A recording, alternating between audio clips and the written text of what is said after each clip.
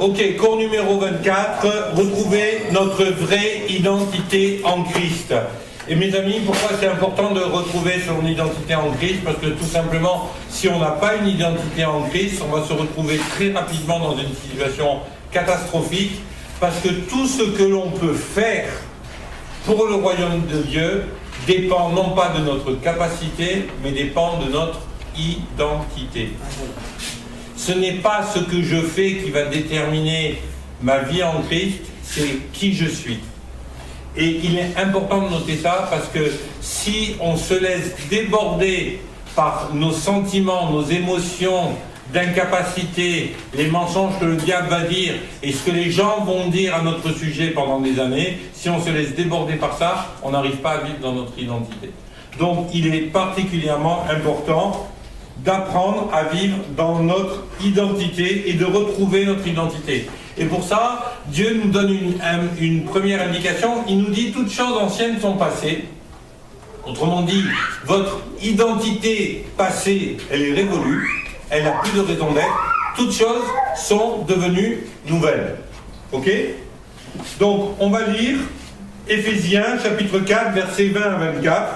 « Mais vous, ce n'est pas ainsi que vous avez appris le Christ, si du moins c'est bien de lui que vous avez entendu. Ici, c'est lui que vous avez été, en lui que vous avez été instruit, conformément à la vérité qui est en Jésus.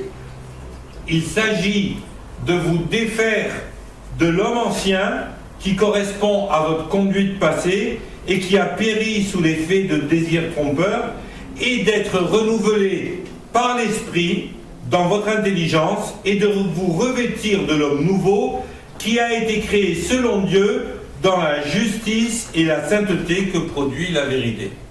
Autrement dit, mes amis, vous êtes aujourd'hui en Christ une nouvelle création. C'est pas que Dieu, il a pris la vieille création et il s'est dit, allez, on va essayer de la rafistoler. Mais Dieu vous a créé une nouvelle création en Christ. Amen. Est-ce que vous réalisez ça? Ça veut dire quoi? Ça veut dire aujourd'hui, vous n'êtes plus le fils de papa-maman, vous êtes le fils du Dieu très haut. C'est l'ADN de Dieu qui est en vous. Et c'est ce qui vous rend capable d'accomplir la volonté de Dieu et de plaire à Dieu. Amen. Une nouvelle identité en Christ. On a besoin de comprendre, et on l'a déjà expliqué tout au long de ces cours, la différence qu'il y a entre notre vieille nature et notre nouvelle nature. Et parfois, on est dans une incompréhension par rapport à ces choses-là, parce qu'on a l'impression que tout ce qui est du corps et de l'âme, c'est la vieille nature, et tout ce qui est de l'esprit, c'est la nouvelle nature. Mais ça, c'est des foutaises. Parce que, excusez-moi, quand vous êtes né de nouveau, vous aviez toujours votre corps. C'est le même. Il y a quelqu'un qui est déjà dans son corps glorieux ici? Non. Moi-même, qui suis très beau et qui frise la perfection, je ne suis pas encore dans mon corps glorieux. Qu'est-ce que ça sera? Ouais, qu'est-ce que ce sera, hein? Vous allez être ébloui. Ok? Donc, ce qui est important de réaliser, c'est que notre corps, quand on est né de nouveau, il est resté notre corps. Est-ce que quand vous êtes né de nouveau, vous êtes devenu amnésique? Non. Donc, votre culture, votre intelligence, ce que vous avez appris, vos émotions, vos sentiments, ils sont restés là. Amen. Donc, on ne peut pas dire que c'est votre ancienne nature, puisqu'aujourd'hui, vous vivez encore avec. Maintenant, il y a une autre question, c'est est-ce que Dieu a décidé de s'occuper de notre corps et de notre âme? Eh bien oui. Autrement, Jésus n'aurait pas guéri les malades et il ne nous dirait pas qu'il guérit ceux qui ont le cœur brisé. Donc, autrement dit, on ne peut pas dire que notre vieille nature, elle est charnelle dans le sens de notre corps ou elle est émotionnelle dans le sens de notre âme. Notre vieille nature, c'est l'époque où notre âme commandait à notre corps et où notre esprit était mort.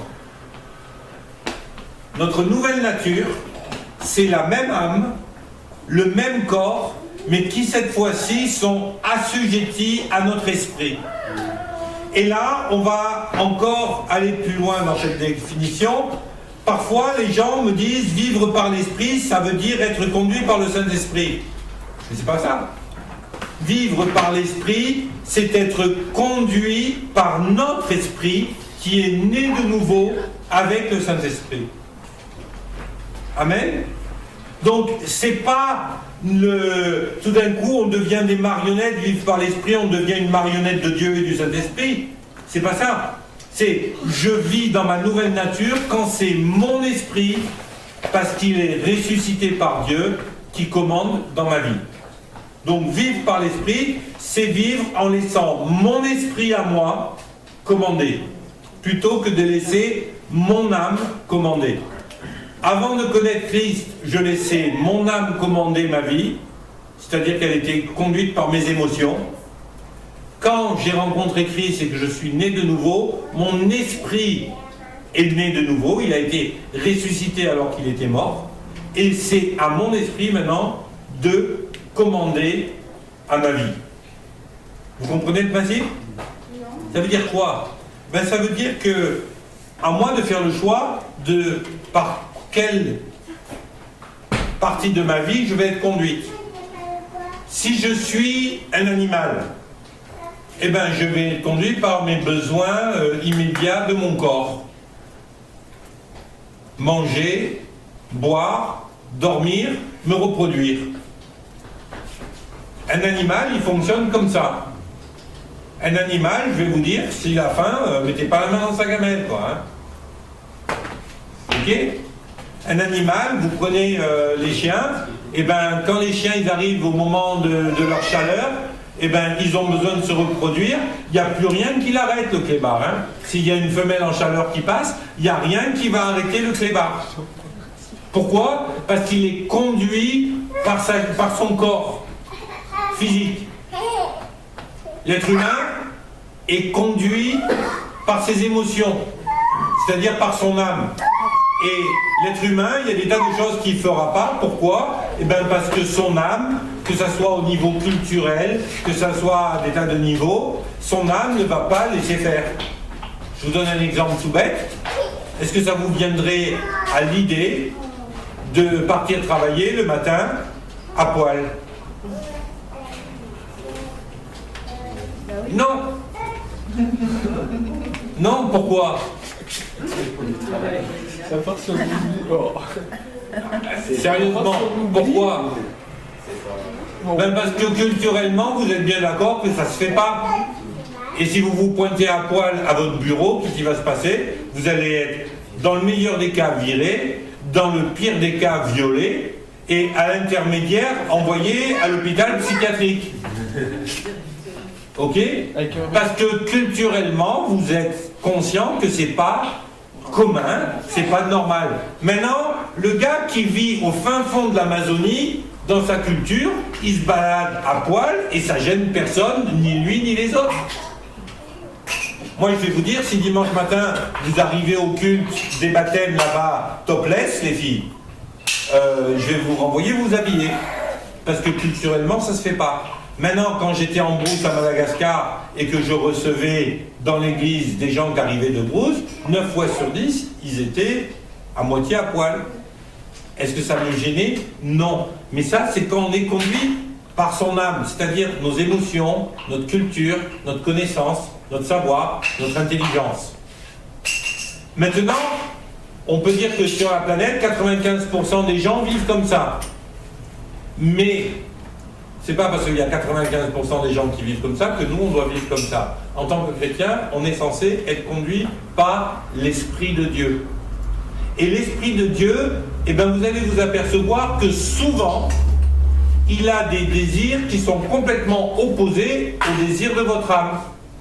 Pourquoi? Parce que la Bible nous dit que la chair, c'est-à-dire le binôme âme et corps, ont des désirs contraires à ceux de l'esprit, alors que l'esprit, lui, comme il est né de nouveau, il n'a qu'un seul désir, c'est de faire la volonté de Dieu.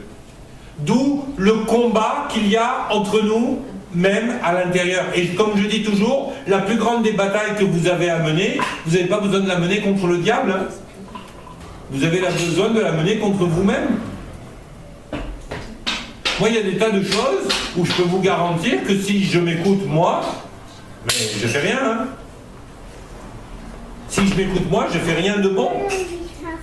Mais si je décide de vivre par l'esprit qui est en moi, l'esprit qui est moi, l'esprit qui a été ressuscité par le Saint-Esprit lors de ma nouvelle naissance, eh bien, j'ai envie de faire la volonté de Dieu.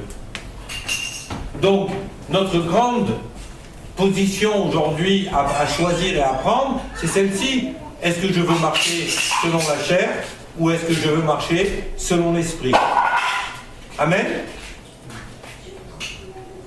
Romains chapitre 12 verset 2 nous dit: ne vous conformez pas au siècle présent, mais soyez transformés par le renouvellement de l'intelligence, afin que vous puissiez discerner quelle est la volonté de Dieu, ce qui est bon, agréable et parfait. On a besoin d'être transformé, renouvelé. Autrement dit, pour parler un langage de geek, on a besoin de formater le disque dur et de réinstaller un système qui tienne la route. Parce que notre ancienne version du système, notre ancienne intelligence, elle n'est pas compatible avec le plan de Dieu pour notre vie. Et mes amis, un des grands combats qu'on a, une des grandes difficultés qu'on a, c'est au jour d'aujourd'hui d'accepter que notre ancienne façon de vivre et de voir était incompatible avec le plan de Dieu et qu'on a besoin de poser notre ancienne façon de vivre et de voir sur l'autel de Dieu. Ce qui est impur sera brûlé et disparaîtra, et ce qui était précieux dedans demeurera. Et vous savez, souvent, on a l'impression que notre ancienne vie, c'était tout pourri. Mais en vérité, vous allez vous apercevoir que quand vous acceptez de soumettre votre ancienne vie à Dieu, il y avait des tas de bonnes choses dedans. Et c'est pour ça qu'il ne faut pas dire que votre ancienne vie, parce que c'était l'âme et la chair, c'était que du pourri. C'est pas vrai. Dieu vous avait déjà tissé dans le sein de votre mère avec tous les attributs, tous les dons nécessaires pour accomplir sa volonté. Il a mis cela en attendant que vous naissiez de nouveau pour pouvoir mettre en œuvre ce qu'il vous a déjà donné. Et vous allez vous apercevoir que dans des tas de domaines, il y a des choses que vous saviez déjà avant même d'être né de nouveau. Amen. Mais quand vous naissez de nouveau, vous avez la capacité de les accomplir. Avant, vous saviez qu'elles étaient bonnes et vous n'y arriviez pas. Quand vous naissez de nouveau, vous acquérez cette capacité d'accomplir la volonté de Dieu. Amen. Moi, je vais vous dire, Dieu m'a donné la capacité de m'adapter à toutes sortes de cultures, de voyager, d'apprendre des langues, d'être confortable dans n'importe quelle sorte de situation, du fin fond de la brousse de Madagascar jusque dans un restaurant 4 étoiles à Paris s'il faut. Et c'est un don que j'ai toujours eu. Maintenant, ce don, je l'ai mis au service de ma propre personne pendant des années, jusqu'au moment où je me suis converti. Et quand je me suis converti, il a fallu que je le pose sur l'autel de Dieu afin qu'il le purifie, ce don, qu'il est pur. Et là, il y a des tas de choses qui ont changé dans ma façon de voir, mais il y a aussi des tas de choses qui sont demeurées parce que c'est Dieu qui les avait placées où elles sont. Amen. Alors, apprenons à faire le tri. 2 Corinthiens, chapitre 5, verset 17. Si quelqu'un entre en communion vivante avec le Christ, il devient un homme nouveau. Ça marche aussi pour les filles. Bonne nouvelle. Les filles, vous pouvez devenir des filles nouvelles. Les femmes nouvelles. Et moi, je peux devenir un homme nouveau. Autrement dit, si quelqu'un entre en communion vivante avec le Christ. Le texte continue, il est recréé. Son ancien état est dépassé. Ce qu'il était autrefois a disparu. La nouvelle création a déjà commencé. Voici, tout est devenu nouveau. Vous entendez ce qu'on vient de lire? La nouvelle création a déjà commencé.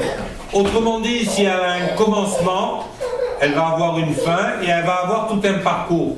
Le problème de beaucoup de chrétiens par rapport à ce verset, c'est qu'ils vous disent « toutes choses sont devenues anciennes ».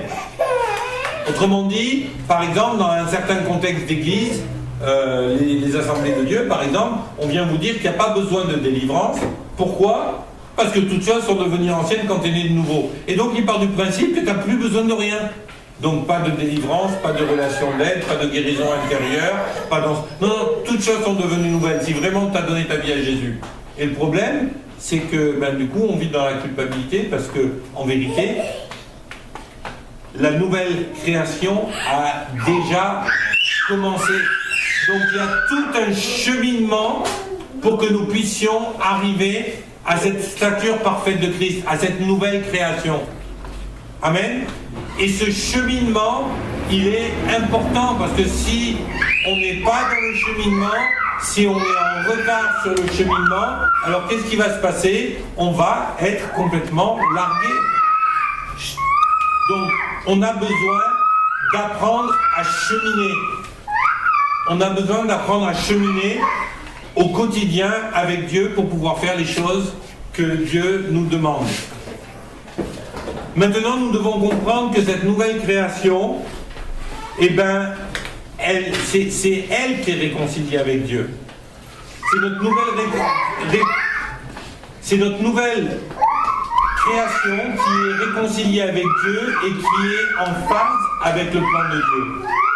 Et notre ancienne création, notre ancien être, lui, il ne peut pas être en phase avec le plan de Dieu. Donc si on est là et puis qu'on attend de faire les choses de Dieu avec notre ancienne nature, on va se prendre un mur à chaque fois.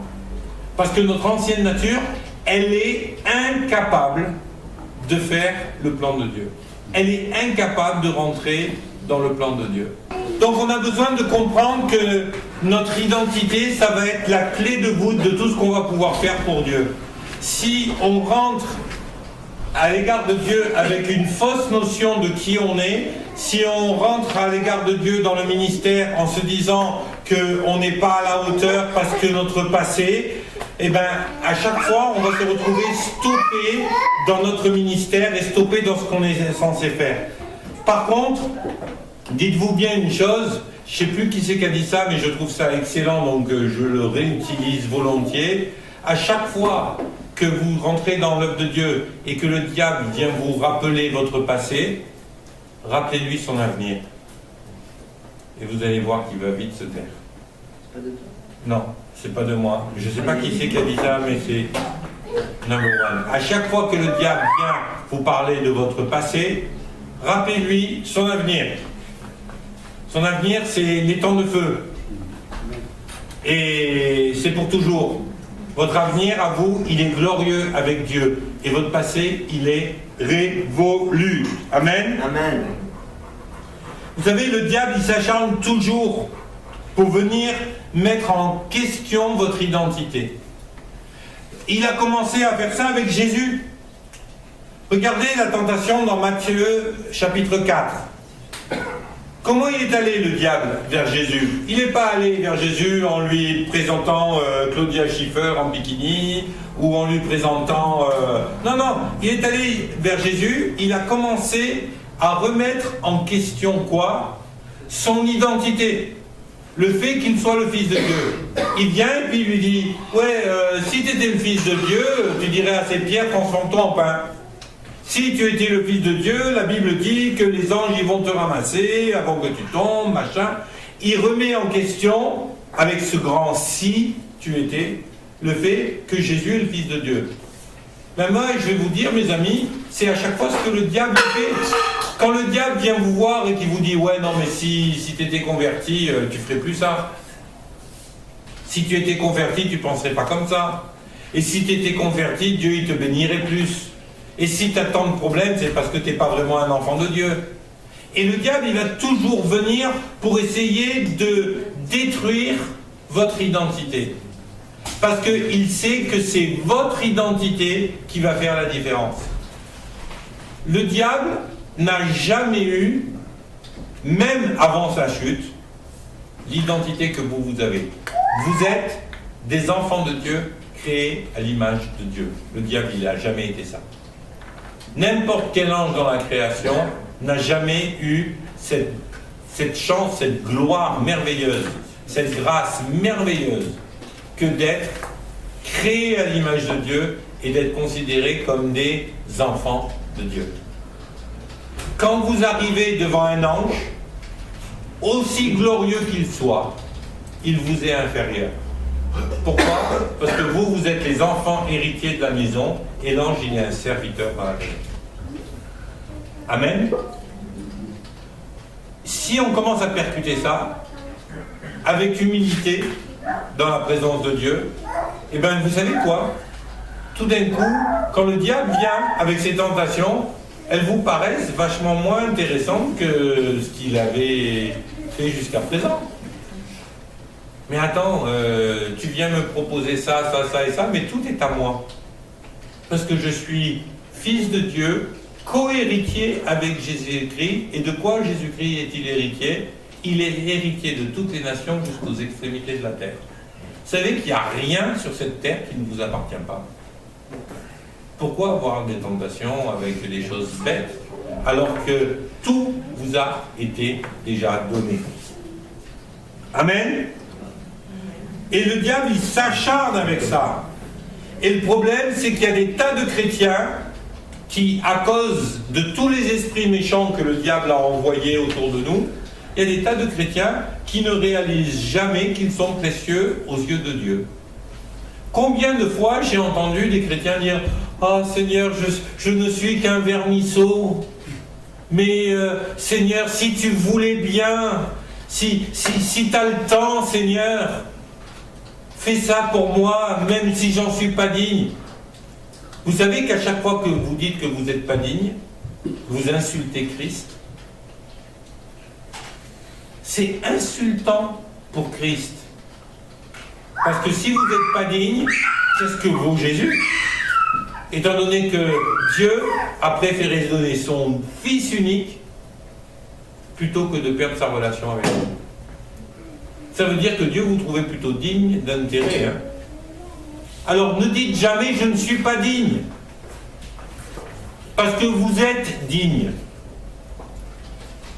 Ne dites pas ça, parce que ça, c'est des mensonges que le diable a instaurés dans nos vies. Vous êtes digne. Dieu a donné ce qu'il avait de plus précieux pour chacun d'entre vous. Vous êtes digne de ce que Dieu a fait. Et cette dignité, eh ben, elle ne vient pas de vous, elle ne vient pas de ce que vous avez fait, elle ne vient pas de ce que vous n'avez pas fait, elle ne vient pas de votre naissance, elle ne vient pas de votre social, de votre niveau social. Non, cette dignité, elle vient du fait que vous avez été choisi et aimé de Dieu. Qu'il a décidé de donner son Fils pour que chacun d'entre vous, vous soyez sauvés. Amen. C'est un petit amen, ça. Amen. Amen. Voilà, vous dormez ce soir. Hein. Moi, je crois qu'on a besoin de réaliser que nous sommes enfants de Dieu. Vous savez, le premier travail du Saint-Esprit, selon Romains chapitre 8, c'est de venir attester à notre esprit que nous sommes enfants de Dieu.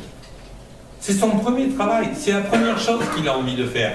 Il a envie de venir et de nous dire « Hé, vous êtes les enfants de Dieu, vous n'êtes pas n'importe qui. » Souvenez-vous de l'histoire du fils prodigue. Il a trouvé des tas de bonnes choses à dire pour pouvoir retourner chez son père comme un serviteur. « Oh, je ne suis plus digne, une fois de plus, d'être appelé ton fils, mais accepte-moi comme serviteur dans ta maison. » Et quand il arrive, le père, il ne lui laisse même pas finir sa phrase. Il lui saute dessus, il dit « Allez, lavez-le, donnez-lui une robe neuve, donnez-lui des chaussures neuves, parfumez sa tête, tuez le veau gras, mettez-lui l'anneau. » Qu'est-ce que c'est que l'anneau? L'alliance et l'identité. L'anneau, à l'époque de Jésus, c'est ce qui vous permettait de prouver qui vous étiez. C'est ce qui a donné naissance au sceau. Vous savez, le sceau du roi, la bague avec lequel il signe, eh ben, c'est l'anneau qui a donné la possibilité d'identifier le fils en tant que fils de la maison. Et parfois, on a besoin de réaliser ces choses-là. Parce que Souvent on est là, ouais Seigneur, je veux être ton serviteur, je veux être ton serviteur. Mais Dieu il vous dit, c'est pas mon serviteur que je veux que tu sois. Je veux que tu sois mon fils. Je veux que tu sois mon fils. Et Jésus lui-même va le déclarer dans Luc chapitre 15, versets 17 à 19. Alors, il se mit à réfléchir sur lui-même et se dit, donc, là c'est le fils prodigue, retournons chez nous, attendez, j'ai perdu le fil.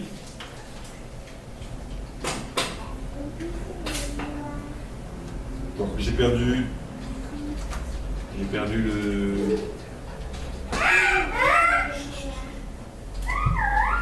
Bon, j'ai perdu le verset, je ne sais plus où il est, mais par contre vous le connaissez tous, je ne vous appelle plus serviteur, je vous appelle mes amis. Ou dans d'autres traductions, je vous appelle mes frères. Je ne vous appelle plus serviteur. Parce que le but de Christ, c'est pas que nous le servions comme des serviteurs, mais que nous le servions comme des héritiers. Des héritiers du royaume de Dieu. Et beaucoup de gens, quand ils commencent à servir Dieu, et là vous arrivez à la fin de ces cours, vous allez pouvoir commencer à servir Dieu, à vous engager dans des choses avec Dieu, et bien ils ont tendance à vouloir servir Dieu comme des serviteurs. Mais moi je vais vous dire un truc, c'est que quelque part vous vous disqualifiez quand vous commencez à servir Dieu comme un serviteur. Parce que vous ne servez pas Dieu dans l'identité que Christ vous a donnée, vous servez Dieu pour mériter un salaire.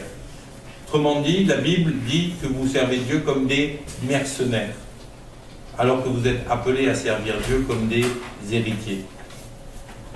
C'est quoi un mercenaire?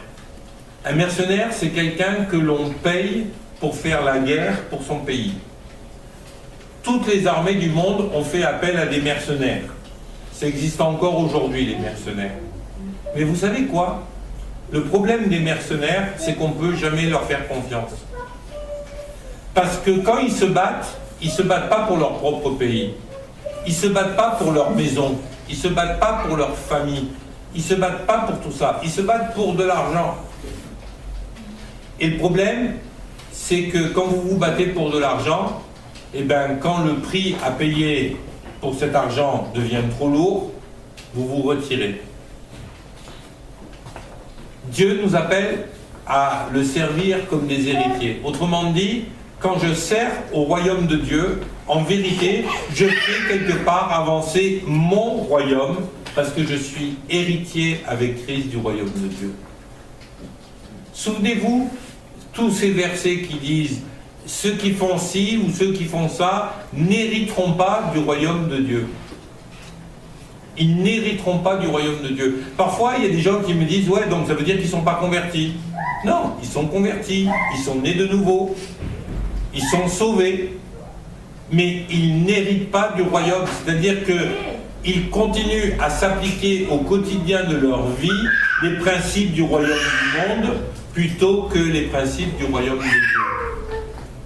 Je pense que nous sommes tous appelés à hériter du royaume de Dieu. Quand on a compris déjà notre identité, on va pouvoir hériter. Parce que la première chose pour hériter, ça va être de pouvoir prouver son identité. Et donc ça veut dire d'être sûr de notre identité. Et la deuxième chose, c'est que quand j'hérite du royaume de Dieu, je commence à marcher dans les principes du royaume de Dieu. Et les principes du royaume de Dieu s'appliquent à moi. Je vous donne un exemple. Si vous êtes malade, mais vraiment malade, à en mourir, le principe de ce monde, c'est que vous allez finir par mourir à cause de votre maladie. Ok? Alors on a fait des progrès dans la médecine, on vit dans des pays très très confortables, mais allez demander aux gens qui vivent au fond de Madagascar ou au fond de l'Afrique ou quand ils ont des crises de palu carabinées, s'ils ne sont pas à deux doigts de la mort en permanence. Ok? Donc c'est pas parce que nous on est plus ou moins confortable ici. Hein. Le principe de ce monde, c'est t'es malade, tu souffres et tu peux en mourir. Le principe du royaume de Dieu, c'est vous imposerez les mains aux malades et ils seront guéris. C'est deux principes différents. On a le royaume de Dieu d'un côté et on a le royaume du monde de l'autre. Et quand Dieu dit les menteurs, les moqueurs, les fornicateurs n'hériteront pas du royaume de Dieu, qu'est-ce qu'il nous dit? ils n'hériteront pas de ces principes qui fait que... Pourquoi il y a si peu de gens qui sont guéris? Pourquoi on a de temps en temps des guérisons et pas toujours? Pourquoi on a si peu de gens qui sont délivrés et tant de gens qui continuent à vivre sous le joug d'esprits méchants? Pourquoi? Eh bien parce qu'on a du mal à croire à notre identité en tant que corps et on a du mal à rentrer dans notre identité individuellement pour prier pour les malades, pour chasser les démons.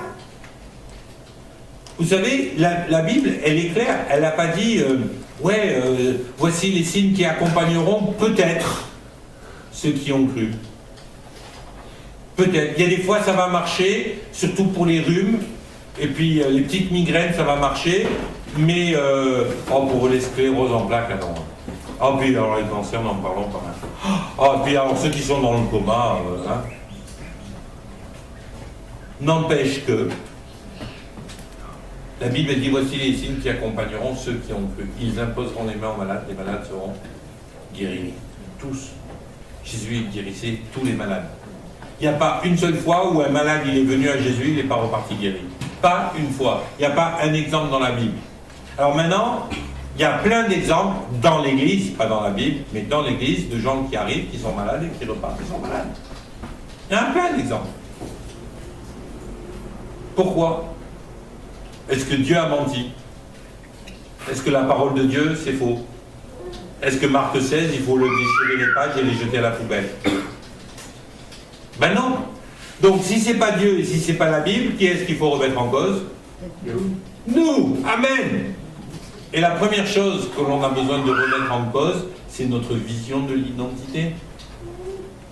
Combien de fois, j'entends des gens prier pour les malades, Seigneur, guéris-le. Pas biblique. T'étonnes pas s'il ne se passe rien. C'est pas biblique. Jésus, il n'a pas dit d'aller demander au Père qu'il guérisse les malades. Il a dit, allez guérissez les malades. Dans le nom de Jésus, tu es guéri. Je te guéris et j'ordonne à la maladie de quitter ton corps. C'est pas du tout la même prière. Il y en a une qui est biblique. Il y en a une qui est basée sur l'autorité qui dépend de mon identité. Et il y en a une qui est religieuse. Dieu n'a jamais répondu à la religion. Dieu répond à la foi. La foi en qui il est, la foi en qui est Jésus, mais aussi la foi en qui nous sommes en lui. Est-ce que vous croyez que ce que la Bible dit à votre sujet est vrai? Est-ce que vous le croyez? Parce que si on ne le croit pas, on ne rentrera jamais dans les principes du royaume de Dieu. Ça ne le fera pas. Nous devons réaliser que si nous sommes la plus petite, des plus ridiculement petites parties du corps de Christ, le diable il est quand même en dessous de nous. Parce que la Bible dit, le Père a dit à Jésus, je mettrai tous tes ennemis sous tes pieds. Ils seront comme ton marchepied. Donc, sous les pieds de Jésus, si vous êtes un petit bout de la corne du pied de Jésus, c'est le petit bout de la corne qui a le petit orteil, là, il est toujours un peu calleux celui-là. On a beau racler et tout, il est toujours un peu calleux. Et même lui, si vous êtes ce petit bout-là, vous avez encore le diable en dessous de vous. Amen. Parce que votre identité est que vous êtes membre du corps de Christ. C'est votre vraie, véritable identité. Le problème, c'est qu'on a souvent, dans le corps de Christ, une crise d'identité. Et beaucoup de chrétiens font régulièrement des crises d'identité. Ils ne savent plus qui ils sont. Ils ne savent pas pourquoi ils sont là. Ils ont l'impression de ne pas valoir rien devant Dieu. Ils ont l'impression que leur vie, elle n'a pas de sens. Autrement dit, ils ont l'impression que ce que dit la Bible, c'est du bobard. Est-ce que vous savez que Dieu vous a créé? Levez la main si vous savez que Dieu vous a créé. Amen. Dieu vous a créé. Est-ce que vous imaginez que Dieu vous a créé, il s'est dit, tiens, allez, on va créer Irène, Irène, je vais créer un tocard. Oh, il faut bien qu'il y ait quelques tocards dans la vie. Hein. Allez, bon, c'est pas de chance, c'est tombé sur Irène. Vous imaginez Dieu faire un truc comme ça? Moi, je suis désolé, je ne peux pas imaginer Dieu faire ça, et je ne peux pas imaginer servir un Dieu qui aurait fait quelque chose de pareil. Dieu n'a pas créé de tocards. Dieu n'a pas créé de gens qui n'étaient pas bons, qui n'avaient pas une destinée, qui n'avaient pas un plan. La Bible nous dit que Dieu est juste. Est-ce que ce serait normal que, par exemple, les livres que je vous ai offerts, j'en offre à tout le monde, et puis je dis, bah non, tiens, Philippe, je ne lui offre pas. Il penserait quoi, Philippe, s'ils avaient fait ça? Il dirait, bah Michael, il m'aime pas. Michael, il me fait la gueule. Michael, mais moi je veux bien, il pourrait penser ça de moi, mais est-ce que vous trouvez logique de penser ça de Dieu? Et pourtant, combien de fois j'ai entendu des chrétiens me dire, ah non, moi j'ai pas d'appel. Ah ouais, sans blague. Alors là, je ne sais pas si c'est parce qu'ils n'ont pas compris ou si parce qu'ils sont feignants. En vérité, ils n'ont pas d'appel parce qu'ils n'ont pas envie de s'embêter. Au Seigneur, c'est bien confortable. Je vais le dimanche matin, je pose mes fesses sur la chaise de l'église, j'écoute, après je donne ma dîme, et puis après je rentre chez moi. C'est super. Mais c'est quoi ça? Le réveil, mes amis, c'est quand chaque chrétien se lève pour servir Dieu. Et là, il faut arrêter de croire que servir Dieu, c'est prêcher. Il faut arrêter de croire que servir Dieu, c'est faire la louange. Il faut arrêter de croire que servir Dieu, c'est forcément aller prier pour les gens. Servir Dieu, c'est faire ce que Dieu attend de nous. C'est servir Dieu. C'est pas se servir soi. C'est servir Dieu. Vous savez, vous arrivez dans un restaurant. Le serveur, il vient vous voir, il vous dit, vous voulez quoi? Vous lui dites, je voudrais une omelette, s'il vous plaît. Et il revient avec un steak. Vous lui dites, non, non, je vous ai demandé une omelette, s'il vous plaît. Non, non, vous mangez le steak, vous m'en parlez pas, maintenant je vous l'ai amené. Vous imaginez vous faites quoi si vous êtes client dans un restaurant? On appelle ouais, vous appelez le patron, puis le patron, il vient et vous dit, ah bon, vous vouliez une omelette? Ah ben c'est dommage, hein. Donc voilà, maintenant vous mangez votre steak. Vous faites quoi? Vous vous levez, vous partez, vous payez pas, vous dites ça suffit quoi. Moi je suis allé au restaurant pour être servi. Et pour qu'on me serve ce que j'ai demandé. Mais excusez-moi, mais parfois Dieu il est dans cette situation. On est là, on a envie de servir, mais Seigneur, t'inquiète pas, je sais ce que tu veux. Ah oui, sans blague. Et si, pour une fois, on arrêtait de faire ce qui nous plaît, et on décidait de faire ce que Dieu nous demande de faire. Amen. Vous ne croyez pas que la vie serait plus simple? Moi, je crois que la Bible serait vraiment plus simple. La vie serait plus simple si on faisait ça. Jésus nous dit, vous êtes aujourd'hui non pas des serviteurs, mais des amis. Je vous ai fait connaître tout ce que le Père voulait. Et maintenant, à vous de le servir. Mais pas de le servir en tant que mercenaire, de le servir en tant que fils. Amen. Amen. Moi, je crois qu'il y a beaucoup de chrétiens qui devraient réapprendre à se positionner dans la vie en tant que fils. Réapprendre à se positionner en tant que fils. Et moi, je vais vous dire, un fils, il a plusieurs caractéristiques. Un fils, la première de toutes ces caractéristiques, c'est qu'il sait, il connaît l'amour du Père. Un fils, une fille, hein? On est bien d'accord. Hein? Un enfant, il connaît l'amour du Père. Il connaît l'amour de Dieu. Si on veut être des fils de Dieu, on a besoin d'aller au contact du Père. Et il y a des tas de chrétiens qui ne vont jamais au contact du Père. Je vous parle d'expérience, hein. Moi, jusqu'à ce que je vive une grande guérison à l'école biblique, eh ben, j'allais jamais vers le Père. Parce que l'image que j'avais de mon Père était tellement désastreuse que j'étais incapable de m'approcher de Dieu le Père. Jusqu'à ce qu'il guérisse mon cœur. Mais quand il a guéri mon cœur et que j'ai commencé à m'approcher du Père, j'ai commencé à comprendre qui j'étais. Amen.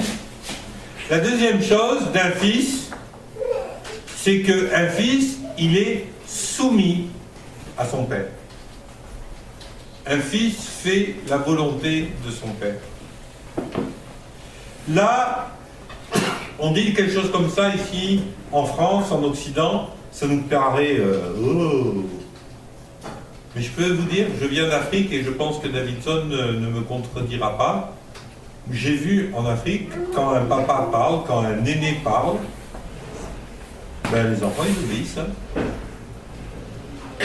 Ils obéissent parce qu'il y a cette sorte de respect de l'aîné que nous on a perdu dans nos pays occidentaux.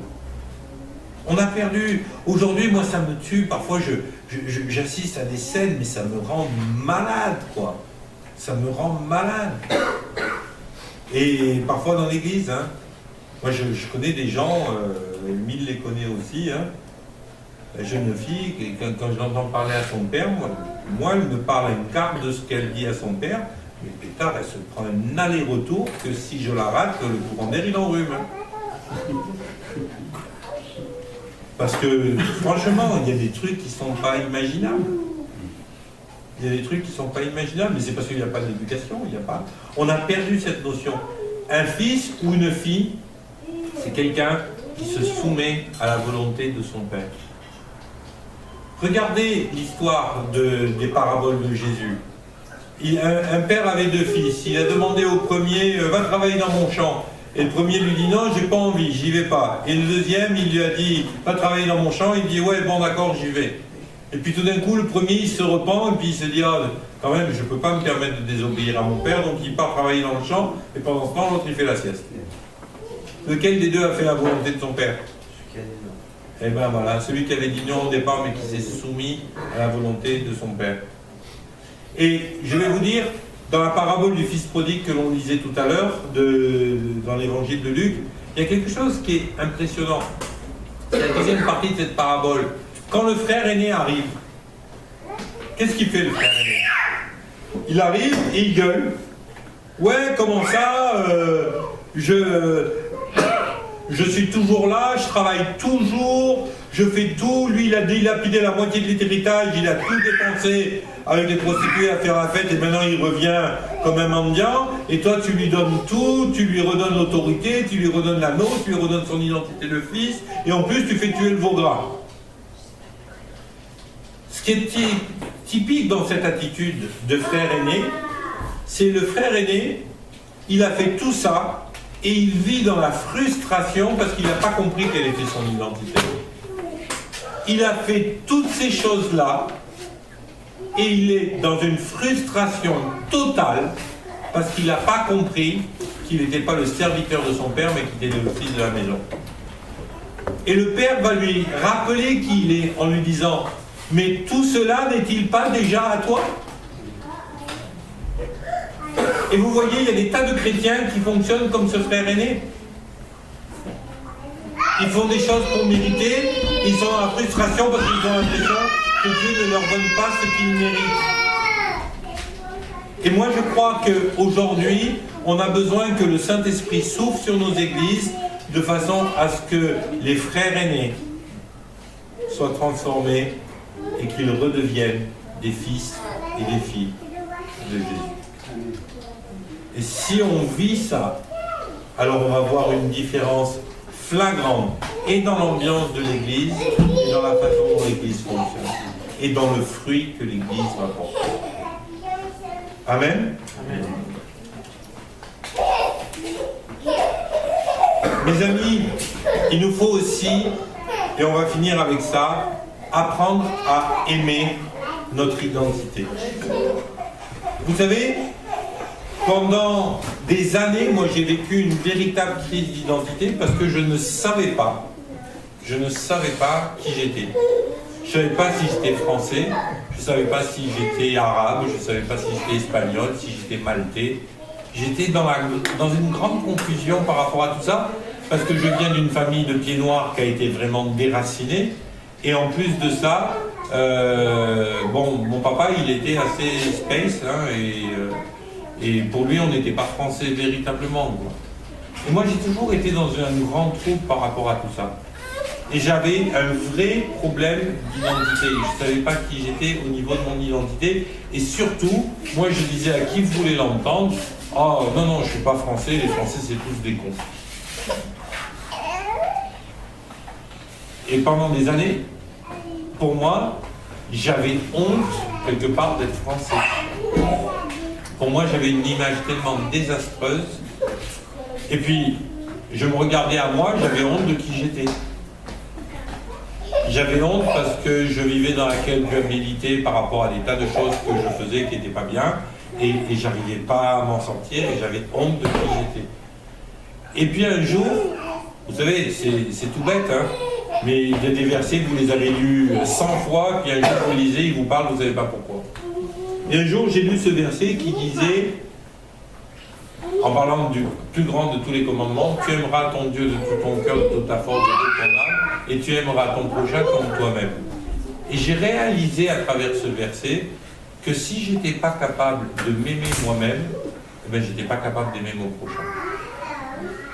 Si vous saviez le nombre de gens que j'ai été en mesure d'aimer à partir du moment où je me suis aimé moi-même. Là, on ne vous parle pas de narcissisme, hein, je ne vous parle pas de vous mettre devant votre miroir. Oh, je ris d'être la plus belle. Non, c'est pas de ça que je vous parle. Je vous parle d'aimer ce que vous voyez de la création de Dieu en vous. J'aime pas mon péché, mais j'ai décidé de m'aimer moi-même. Comme je dis toujours, hein, Jésus n'aimait pas le péché, mais il aimait les pécheurs. Nous sommes appelés à ne pas aimer le péché et à aimer les pécheurs. Et moi, j'aime les pécheurs. Ça ne veut pas dire que j'aime leur péché, mais j'aime les pécheurs. Je vais vous dire, on a régulièrement ici, comment elle s'appelle, Emma. Emma, elle est là, elle est dans l'alcool, elle est dans la drogue, elle est dans tout ça. Je hais tout ça. Mais elle, je l'aime. Elle me fait de la peine, elle me fait souffrir et j'ai de la compassion pour elle. Et pareil pour Laurent et pareil pour des tas de gens. J'ai un ami qui est chrétien, qui est né de nouveau et qui a un gros problème avec l'homosexualité. Et je hais son homosexualité parce qu'elle est inacceptable en tant que telle. Mais lui, c'est mon ami et je peux vous dire qu'à chaque fois qu'il a besoin de moi, à chaque fois qu'il vient, il est accueilli, il est aimé et à chaque fois, j'encourage de venir à l'église. On a besoin de faire ces choses-là. Pourquoi est-ce qu'on ne le fait pas avec soi-même? Pourquoi est-ce que le regard que l'on porte sur soi, il est souvent sans amour? Je vais vous dire, on dit que l'orgueil, c'est de trop s'aimer. C'est pas ça l'orgueil. L'orgueil, c'est pas ça. Et on peut être très orgueilleux en ne s'aimant pas soi-même. Parce que l'orgueil, c'est de croire que l'on sait mieux que Dieu. Ce qui est vrai, bon et juste pour nous. Apprenons à vivre dans l'humilité. Mais l'humilité, c'est d'être capable d'être sous les spotlights quand c'est le moment d'être sous les spotlights et d'être en l'ombre quand c'est le moment d'être à l'ombre. Apprenons à nous aimer nous-mêmes. Et vous allez voir que plus vous vous aimez vous-même, et plus ça devient facile d'aimer les gens autour de vous. Moi, je ne m'aimais pas. Je me trouvais nul, je me trouvais laid, je me trouvais complètement décalé par rapport au plan de Dieu, je me trouvais complètement décalé par rapport aux gens, j'étais un véritable enragé, je ne m'aimais pas. Et quand j'ai commencé à apprendre à m'aimer, parce que Dieu a commencé à me révéler qui j'étais dans mon identité en Christ, et que j'ai commencé à aimer ça et que j'ai réalisé ce que disait ce verset, et bien j'ai commencé à aimer les autres. Et vous savez quoi? Aujourd'hui, je peux vous le garantir, j'aime les gens. J'aime véritablement les gens. Et quand je dis les gens, je vous parle de tous les gens. Je marche dans la rue, je vois des gens, je suis ému de compassion. J'aime les gens.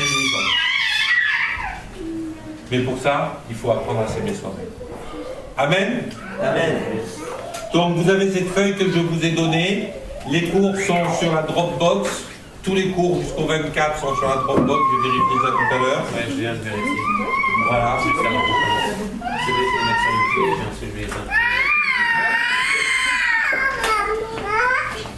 Alors, ce que je vous demande, c'est de... Voilà, on peut couper là le...